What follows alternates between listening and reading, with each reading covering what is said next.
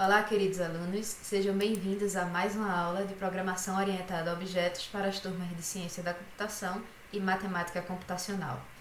Vamos relembrar brevemente o que a gente viu na semana passada. Na semana passada, lembram que a gente viu o exemplo do cachorrinho lá, que a gente definiu a classe cachorro, e a partir da classe cachorro a gente fez a instanciação de objetos do tipo cachorro, né? Então aí a gente viu qual é a diferença na prática entre classes e objetos. Uma classe ela serve como um projeto esquemático de um objeto, e um objeto é aquela variável, né, que vai ser criada e vai ocupar de fato espaço na memória do computador, que você consegue manipular os atributos e também acionar os seus métodos, né? A gente também fez o exercício da classe caneta e a gente criou lá duas canetas e brincou um pouco com os métodos da classe caneta, pintando, escrevendo, tampando e destampando a caneta. Na aula de hoje, a gente vai continuar com o mesmo assunto de objeto e a gente vai ver algumas nuances, né, em mais detalhes. Então, a gente vai falar um pouquinho aí desses tópicos que a gente vai começar pelo primeiro, que é construtor. Bom, relembrando novamente a aula passada, né, a gente criou objetos para poder utilizar eles, né, para poder mudar a cor da caneta, mudar a carga da caneta, pintar, tampar, destampar, enfim. E a gente vai falar um pouquinho na aula de hoje como é que isso funciona por debaixo dos panos, né? Ou seja, como é que a JVM trabalha com isso na memória do computador, certo? A gente não vai falar de aspectos tão técnicos quanto a gente necessitaria falar, por exemplo, em uma linguagem C, né? Vocês vão ver que muitas coisas vão ficar aí transparentes para o programador. Mas é interessante a gente saber como é que isso funciona na prática. Bom, o importante a gente saber é que a gente vai primeiro criamos objetos para poder usá-los.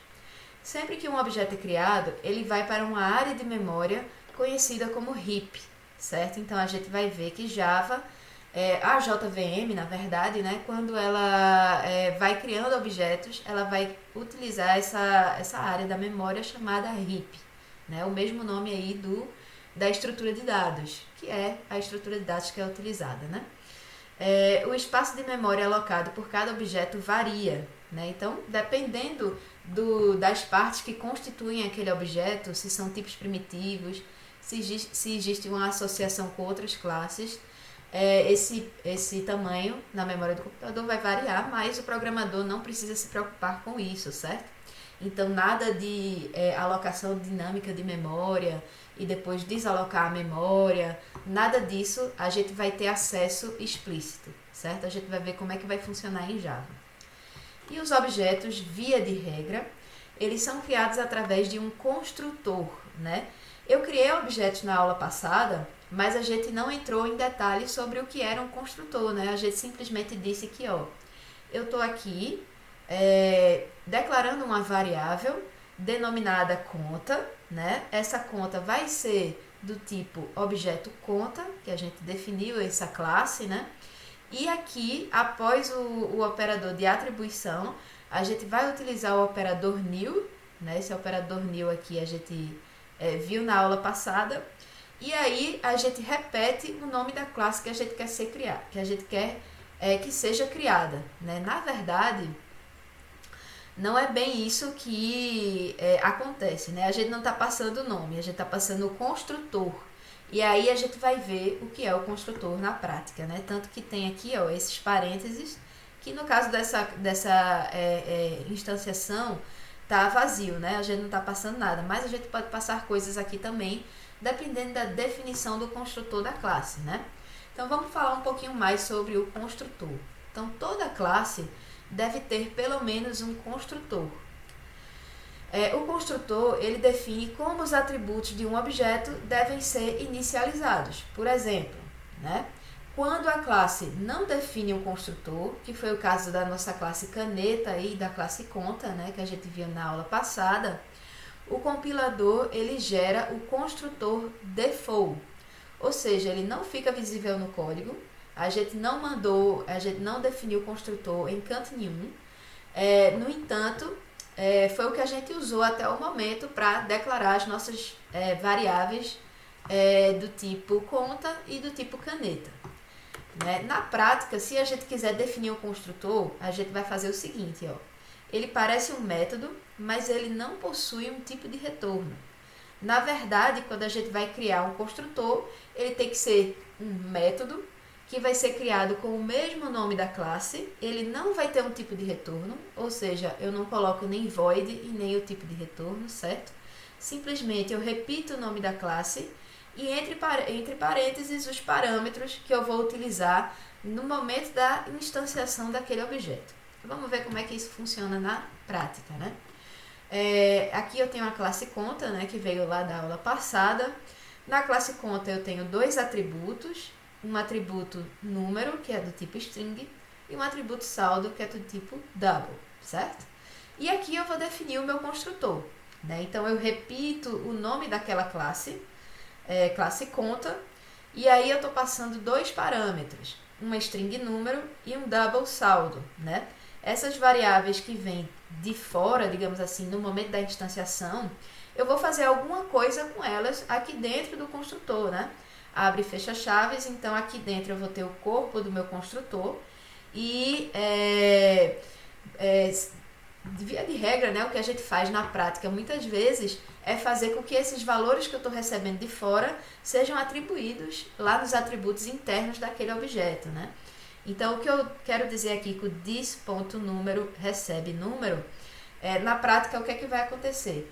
Ele vai pegar o atributo número dessa instância, né? Então, o this vem dessa instância, né? Então, dessa instância que eu estou criando nesse momento, o número dele, o atributo número dessa instância, vai receber o número que está vindo de fora, né? Então, a gente está fazendo essa atribuição na memória do computador. A mesma coisa vai acontecer com o saldo, né? A gente poderia ter outros nomes aqui, né? Isso aqui não importa, poderia ser string x e double s, né? E aí eu colocaria this número recebe x e this.saldo recebe s, né? Que funcionaria também. Então, os parâmetros não precisam, via de regra, ter o mesmo nome dos atributos daquela classe, né? A gente só colocou aqui para facilitar o entendimento do código, né? Então, quando você for instanciar, geralmente a IDE, quando você começa a fazer um construtor, né? Quando você utiliza o atalho lá de autocomplete, ele vai sugerir string número double saldo. E aí fica aquela sugestão de que é o número da conta e o saldo da conta. Então, é meramente uma boa prática, né? Esse aqui foi um construtor que a gente definiu, né? Opa, vou voltar aqui no exemplo. Esse aqui foi um construtor que a gente definiu, né? Então, toda vez que a gente for instanciar utilizando esse construtor, ele vai criar aquela conta com o número e com o saldo que a gente passou como parâmetro. No entanto, né, todas as contas, todas as contas não, né? Todos os objetos do tipo conta, e também todos os objetos em Java, né, que você definir, ele vai ter o seu construtor default, né, que eu falei anteriormente. E o construtor default, ele inicializa os atributos com seus valores default. Por exemplo, tudo que for tipo primitivo vai ser inicializado com seu valor default, né? A gente falou disso na primeira aula, né? Que, por exemplo, o booleano é false, o inteiro é 0, o double é 0.0 e assim por diante.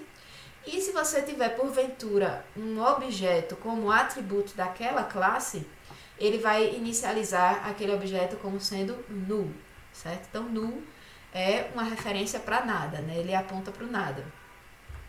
É o mesmo significado que a gente tem na linguagem C, por exemplo. E mesmo que a gente defina um construtor na nossa classe, a gente também pode utilizar o construtor default, né? Como a gente viu, ele não é visível no código, mas ele pode ser acionado quando necessário. Então, ele inicializa os atributos com seus valores default, né? Atributos são sempre inicializados, variável local não. Né? Então, os atributos, eles são inicializados com os valores default, mas as variáveis locais não. Até porque, né, uma variável local, ela só é criada na memória do computador enquanto você está executando um método daquele objeto, né? Se fôssemos escrever o código, seria isso. Né? Então, aqui a gente está simulando um construtor default, que a gente não precisa fazer, porque o compilador ele já faz isso para a gente, né? Aqui eu repito o nome da classe conta, abre e fecha parênteses vazio, o construtor default ele não recebe nenhum parâmetro, né? E aqui eu estou inicializando todos os atributos com seus valores default. Como o número é uma variável do tipo string, string é um objeto, né? Aí a gente vai colocar a referência null dentro dela. E o saldo, como é do tipo double, ele vai ser inicializado com 0.0. Então, se a gente fosse escrever, né, daria no mesmo, mas o compilador já faz isso pra gente, né? E aí, a utilidade da gente ter essa facilidade, né, é a gente ter flexibilidade de inicializar um objeto de diferentes formas, né, dependendo dos dados que a gente tem naquele momento. Por exemplo, eu posso ter aqui uma classe conta, e aí, ó, olha só a flexibilidade que ele dá pra gente, né? A classe conta com os seus atributos, e eu defini aqui dois construtores diferentes, né? A diferença entre os dois construtores está na lista de parâmetros, na quantidade, no tipo e na ordem. Então, contanto que eu varie essa lista de parâmetros, ou em quantidade, ou no tipo dos parâmetros, ou na ordem, né, eu posso ter quantos construtores eu quiser. Então, aqui eu tenho esse primeiro construtor que recebe o número e o valor, né, e está passando esses números para os atributos daquela instância, né, e aqui eu estou passando somente o número. Então, eu estou criando uma conta do zero e o que é que vai acontecer? Eu estou passando somente o número, então vai criar uma conta com aquele número que eu estou passando como parâmetro, e o saldo está sendo um atributo aí que não está sendo inicializado, na verdade, atribuído algum valor para ele dentro daquele parâmetro. Então, o que é que o compilador vai fazer? Ele vai criar com o valor default, que vai ser o saldo 0.0, certo? E aí, eu tenho um terceiro construtor aqui, né? Que é o construtor default. Então, na verdade, a classe conta, ele está tendo três construtores aqui. O construtor que recebe o número e o saldo, o construtor que recebe somente o número da conta e o construtor default, que ele não recebe nada como parâmetro e cria número como null e o saldo como 0.0. Então, você tem essa flexibilidade de conseguir criar instâncias daquela classe, né, de formas diferentes. E aí a gente também consegue ter um reuso de código, né? A princípio vai parecer um pouco estranho, mas no futuro a gente vai ver que essa utilidade de reuso de código ela é bem interessante, certo? O que é que a gente vê aqui? A gente vê a nossa classe conta, a gente vê a classe conta com o construtor que recebe um número como parâmetro, e aí esse número, né, num, está sendo atribuído para dentro do atributo da classe conta número, né? Então, o atributo dessa classe vai passar a valer num, né?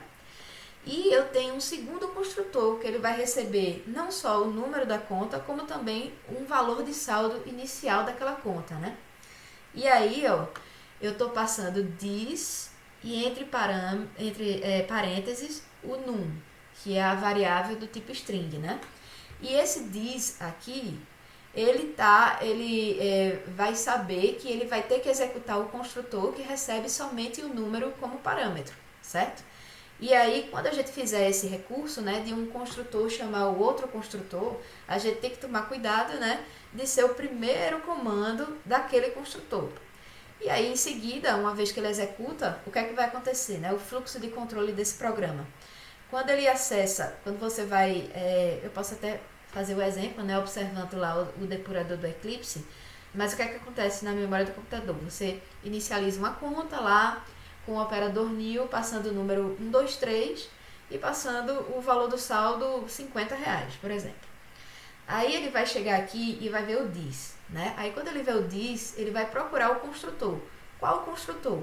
Ele vai fazer o casamento de padrão do construtor através da lista de parâmetros. Ou seja, eu posso ter outros parâmetros, mas ele vai procurar, eu posso ter outros construtores, mas ele vai procurar o construtor que receba a string número como parâmetro, que só tem um e só pode ter um, né? Se você fizer mais de um construtor que receba a mesma lista de parâmetros, a mesma quantidade, os mesmos tipos e a mesma ordem, você não vai conseguir nem compilar essa classe, né? Porque vai dar aí uma ambiguidade de tipos. Ele não sabe qual dos construtores ele vai chamar do momento que você chamar, fizer uma chamada desse construtor.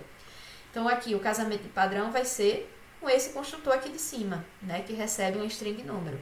Ele vai executar o corpo desse construtor e ao final ele vai retornar para a primeira linha após a chamada desse this, que vai ser a atribuição do valor val dentro do atributo saldo, certo? Então a gente pode ter também um construtor chamando um outro construtor. E aí vamos ver como é que isso funciona na prática em Java, né?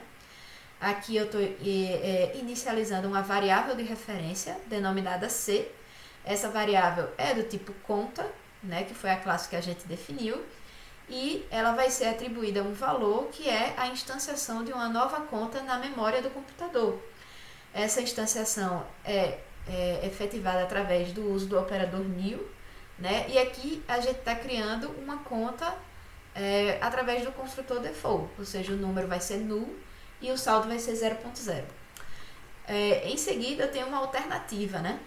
Eu estou instanciando novamente a minha variável de referência C, utilizando o operador new, mas ao invés do construtor default, eu estou criando aqui com o construtor que recebe o número e o saldo. Então, ele vai criar uma conta com esse número e com esse saldo na memória do meu computador. Ok, pessoal?